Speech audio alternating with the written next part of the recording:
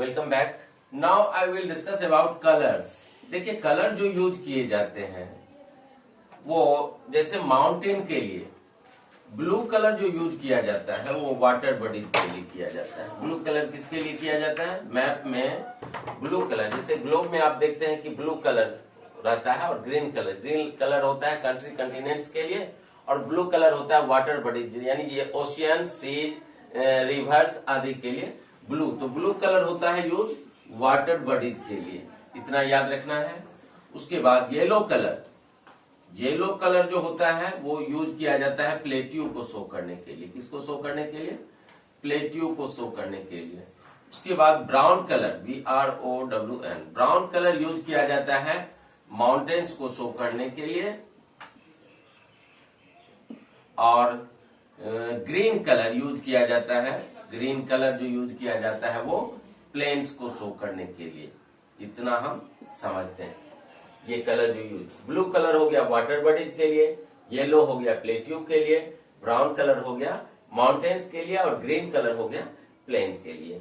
अब देखिए compass needle यदि हम लेते हैं, देखिए कंपास निडल जो होता है ना, मान लीजिए कि ये कंपास निडल है, इसकी सुई हमेशा जो है ना वो नॉर्थ और साउथ, हमेशा ये नॉर्थ साउथ दिशा में लटकती है।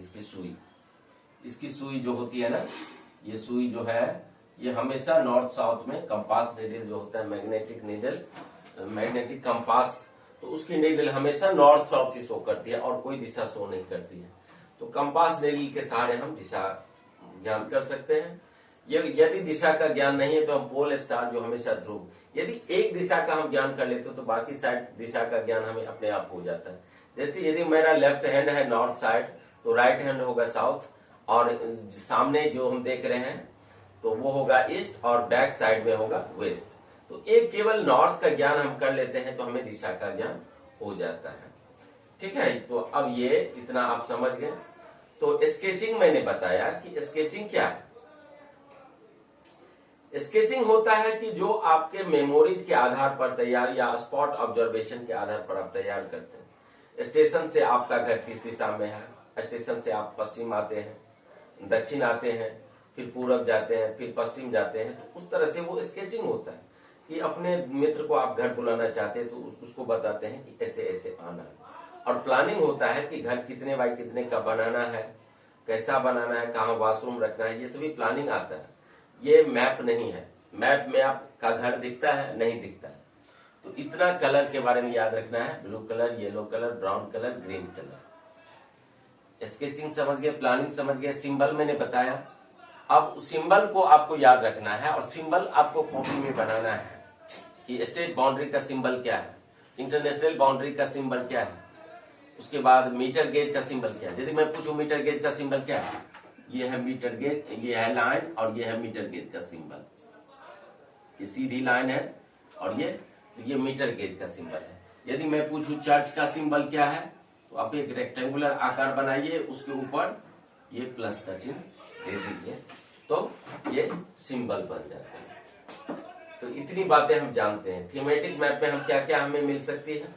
फॉरेस्ट डिस्ट्रीब्यूशन, रेनफॉल, इंडस्ट्रीज आदि। पॉलिटिकल मैप में जितने भी बड़े बड़े राज्य हैं, विश्व के सभी छोटे बड़े राज्य हैं, इंटरनेशनल बाउंड्री है, शहर है, सिटीज है, गांव है, ये सभी आता है पॉलिटिकल मैप में। और फिजिकल मैप में आता है रिवर्स, ओशियंस, उसके बाद जितने भी नेचुरल चीज जैसे माउंटेन हुआ, प्लेट्यू हुआ, ये सारे आते हैं फिजिकल मैप में। तो ये मैप हुआ, मैप्स बता दिया। स्केचिंग के बारे में लिखना है, उसके बाद प्लानिंग के बारे में लिखना है, कलर कौन सा किस में यूज किया जाता है ये याद रखना है। ठीक है, और कंपोनेंट्स ऑफ द मैप याद रखना है। कंपोनेंट्स ऑफ मैप कितने हैं? 3, डिस्टेंस, डायरेक्शन एंड सिंबल, इतना याद रखना है। अब देखिए मैप दो तरह के होते हैं, एक लार्ज स्केल मैप और दूसरा, दो तरह से होते हैं मैप्स। एक होता है लार्ज स्केल मैप और दूसरा स्मॉल स्केल मैप। तो इतनी जानकारियां हमें इस चैप्टर से मिलती है। ठीक है, तो इस वीडियो में इतना ही। अगले वीडियो में फिर अगला टॉपिक बताऊंगा आप लोगों को। तब तक के लिए बाय, थैंक यू।